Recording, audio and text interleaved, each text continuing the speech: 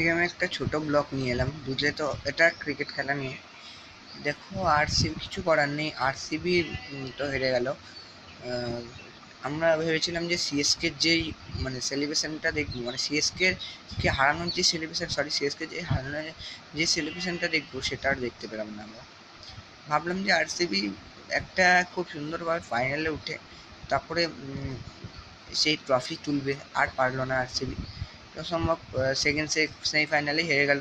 যত সম্ভব আর কিছু করার নেই। এবার যারা আরসিবির ফ্যান, আমিও আরসিবিরই ফ্যান। কেউ আমি বিরাট কোহলি কিংয়ের ফ্যান, আমি কিং কোহলির ফ্যান। এবারে দেখো, কিছু করার নেই। এবার আরসিবি যখন হেরে গেছে তো অত মন খারাপ করো না সবাই আরসিবি ফ্যানেরা। এবার ছোট ব্লগ আমি শেষ করবো একটুখানিতে, মানে মন খারাপ করো না যত সম্ভব। এবার টি টোয়েন্টি বিশ্বকাপ আসছে, আইসিসি টি টোয়েন্টি বিশ্বকাপ আসছে, এটাতে আরসিবি মানে ইন্ডিয়া তো জিতবে।